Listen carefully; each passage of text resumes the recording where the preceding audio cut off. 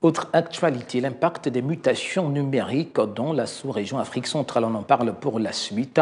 Jeudi, Mathias Otunga Osibadio a échangé sur la question avec le représentant de l'Association internationale des mairies francophones en séjour au Gabon pour une mission d'études socio-économiques dans le domaine. Retour sur cette actualité avec Miguel Mabika et Yves Arvel. Lancé par l'Association internationale des mairies francophones avec l'appui financier de l'Union européenne, une feuille de route du numérique a été adoptée en décembre 2019 à Phnom Penh, au Cambodge.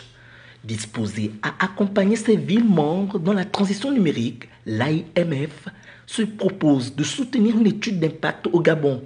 Pour Mathias Otunga Osibadio, cette étude permettra de mettre en œuvre des actions sur le plan informatique pour que l'économie au niveau de la commune, au niveau du département, participe réellement à la formation du produit intérieur brut. Vous savez, il y a en matière d'hébergement, en matière de tourisme et en d'autres matières, il y a beaucoup de ressources qui échappent à la fiscalité. L'étude a été lancée en décembre 2020 au Cameroun et au Gabon. Il s'agira pour l'Association internationale des mairies francophones d'établir une photographie de l'activité numérique dans ces deux pays afin d'évaluer leur poids, leur croissance et leur base juridique. Parlons de la gouvernance du numérique, il faut de nouvelles compétences et l'étude va permettre donc de lever, n'est-ce pas, de lever les points d'ombre qui existent encore du point de vue juridique. Bon, il y a des vides qu'il faut combler. Du point de vue de l'innovation, il y a au niveau de l'apport des valeurs des entrepreneurs, un rôle qu'il faut davantage renforcer. Pour rappel, l'Association internationale des mairies francophones a pour mission essentielle de fédérer les énergies, promouvoir des politiques ambitieuses et responsables. Le Gabon étant leader en matière numérique dans la sous-région, cette étude pourra montrer avec exactitude l'impact des mutations numériques dans le développement du pays. Et pour être complet avec cette actualité en rapport avec la mise en œuvre de l'étude socio-économique des mutations numériques dans la sous-région d'Afrique centrale, nous recevons M. Raoul Patrick Nougoum, chef de mission de l'étude de l'Association internationale des mairies francophones. M. Nougoum, bonsoir et merci d'avoir accepté notre invitation sur Gabon 24. Bonsoir, merci de m'avoir invité. C'est moi qui vous remercie. Alors, rapidement, dites-nous, qui êtes-vous et que faites-vous au Gabon ? Alors, je suis Raoul Patrick Nougoum, je suis économiste principal et expert associé à CIB Études et Conseils, voilà un cabinet international qui a reçu le mandat de l'AIMF, donc un mandat très précis pour réaliser donc une série d'études au Cameroun et au Gabon portant sur le numérique. Parlez-nous des enjeux stratégiques de cette étude pour le Gabon, puisque nous y sommes. Alors, il faut donc tout de suite dire que le Gabon, dans le numérique, est le leader donc en Afrique centrale. Et les investissements de l'État ont été suffisamment conséquents.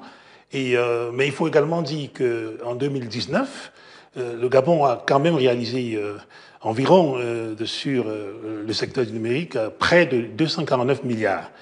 Et donc, l'étude de l'AIMF, il faut déjà rappeler ce que c'est que l'AIMF, dont l'Association internationale des maires francophones, a été créée en 1979 par Jacques Chirac et aussi le maire de Québec, et avec près de 20 villes membres, mais on compte aujourd'hui déjà près de 294 villes membres à travers le monde.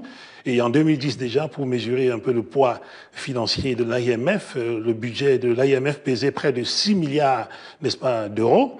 Et donc, il faut dire que dans le cadre de cette mission, l'objectif, c'est donc de pouvoir apporter l'information stratégique importante aux autorités gabonaises pour leur permettre donc d'opérer leur mutation numérique d'une certaine façon.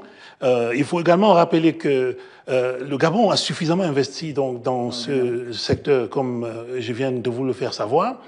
Mais également, il y a encore, n'est-ce pas, des efforts à faire, notamment au niveau de la productivité multifactorielle, donc de ce numérique-là, de ces investissements-là, pour qu'on ait, au niveau donc de la production, plus de variations positives. En fait, si vous voulez, ce qui a lieu de considérer dans la démarche démarche qui pourrait être le bénéfice de cette étude, c'est de voir comment renforcer la performance des facteurs. C'est pour ça que je parle de la productivité multifactorielle, parce que vous savez qu'aujourd'hui, c'est l'intelligence, c'est la connaissance, c'est l'économie de la connaissance, ce sont les démarches d'intelligence, de réflexion, de recherche qui permettent d'opérer des transformations, n'est-ce pas, structurelles, des transformations qui ont des effets positifs sur la croissance. Et donc, cette étude va pouvoir, au niveau du municipalisme, faire surgir des modèles économiques, au niveau, n'est-ce pas, de l'échelon local du gouvernement, donc faire intervenir, n'est-ce pas, les autorités d'une certaine façon pour qu'on puisse avoir une coordination qui permet au pays de gagner de l'argent à travers l'économie numérique. Merci. Et justement, rapidement, avant de nous séparer, on va prendre cette dernière question. Après la phase d'études, quelle sera la suite ?